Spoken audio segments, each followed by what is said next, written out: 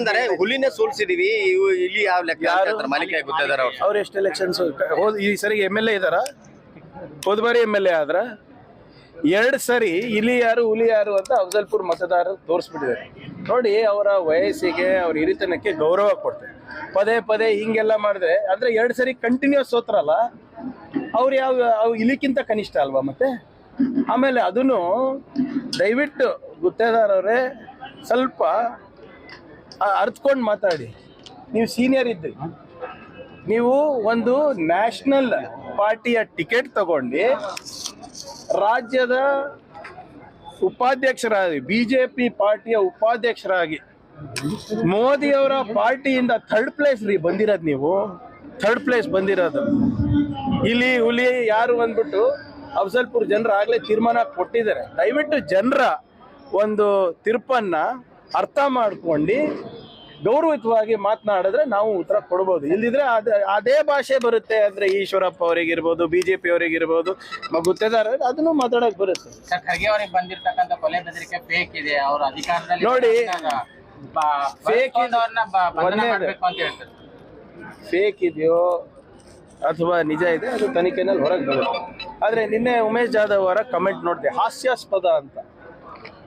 ಆಯ್ತು, ಕೊಲೆ ಬೆದರಿಕೆ ಹಾಸ್ಯಾಸ್ಪದ ಇದೆ ಅಂದ್ರೆ ಆಯ್ತು, ವೈಯಕ್ತಿಕವಾಗಿ ನಂದೇನು.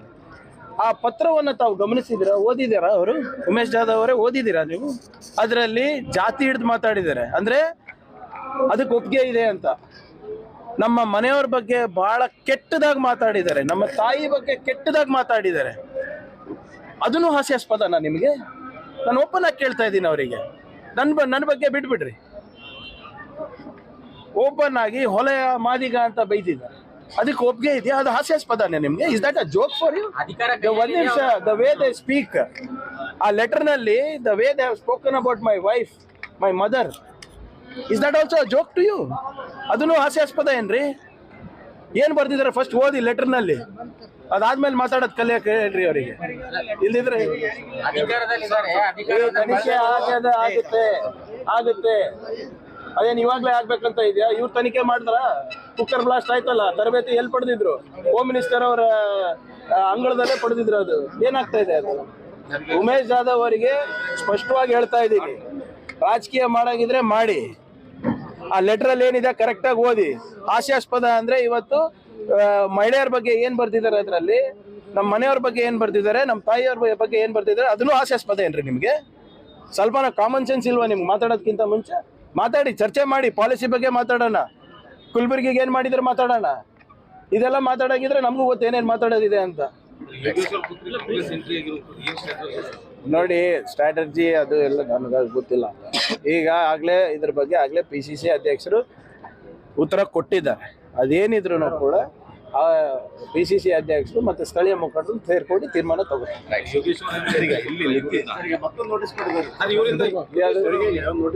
ನಾನು ಮೊನ್ನೆನೇ ಹೇಳಿದ್ದೀನಲ್ಲ ಇವರೇ, C the star campaigners for BJP ಈ CBIT ED.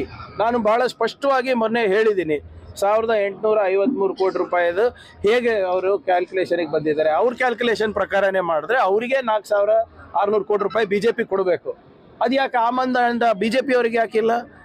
ಇವರು ಸೋಲಿನ ಭೀತಿನಲ್ಲಿ, ರೈತರು ಆಕ್ರೋಶದಲ್ಲಿದ್ದಾರೆ, ಯುವಕರು ಆಕ್ರೋಶದಲ್ಲಿದ್ದಾರೆ, ಮಹಿಳೆಯರು ಆಕ್ರೋಶದಲ್ಲಿದ್ದಾರೆ, ಆರ್ಥಿಕ ಅಸಮಾನತೆ ಜಾಸ್ತಿ ಆಗ್ತಾ ಇದೆ, ಬೆಲೆ ಏರಿಕೆ ಜಾಸ್ತಿ ಆಗ್ತಾ ಇದೆ, ಸಂವಿಧಾನದ ಪರ ಹೋರಾಟ ಜಾಸ್ತಿ ಆಗ್ತಾ ಇದೆ. ಅದಕ್ಕೆ ಇವರೇನು ಅಬ್ಕಿ ಬಾರ್ 400 ಪಾರ್ ಅಂತ ಇದೆ, ಅದು ಬರೀ ಅವ್ರಿಗೆ ನನಸಾಗ್ತಾ ಇಲ್ಲ. ಅದಕ್ಕೆ ಎಲ್ಲ ವಿರೋಧ ಪಕ್ಷದ ಅಕೌಂಟ್ಗಳು ಸೀಸ್ ಮಾಡೋದು, ಅವ್ರಿಗೆ ಜೈಲಿಗೆ ಹಾಕೋದು ಇದು ನಡೆದಿದೆ. ಇವತ್ತೇನೋ ಆಪ್ ಅವರಿಗೂ ಕೂಡ ಅಕೌಂಟ್ ಫ್ರೀಸ್ ಮಾಡಬೇಕು ಅಂದ್ಬಿಟ್ಟು ಏನೋ ಒಂದು ಪತ್ರ ಕೊಟ್ಟಿದ್ದಾರೆ ಅಂತ ಮಾಹಿತಿ ಬರ್ತಾ ಇದೆ. ಸೊ ಇದೇ ಅವ್ರ ಕಾರ್ಯತಂತ್ರ. ಫ್ರೀ ಆ್ಯಂಡ್ ಫೇರ್ ಎಲೆಕ್ಷನ್ಸ್ ಇವತ್ತು ನಮ್ಮ ಪ್ರಜಾಪ್ರಭುತ್ವದಲ್ಲಿ ಆಗ್ತಾ ಇಲ್ಲ. EC ಅವರು ಕಣ್ಣು ಮುಚ್ಕೊಂಡು ಕೂತಿದ್ದಾರೆ. ಅವರು ದಯವಿಟ್ಟು ಕಣ್ಣು ತೆಗೆದು ಒಂದು ಸಮಾನವಾದಂಥ ಒಂದು ಲೆವೆಲ್ ಪ್ಲೇಯಿಂಗ್ ಫೀಲ್ಡ್ ಅನ್ನ ಕೊಡಬೇಕು ಅಂತ ತಮ್ಮ ಮುಖಾಂತರ ನಾನು ಒತ್ತಾಯಿಸ್ತಾ ಇದ್ದೀನಿ.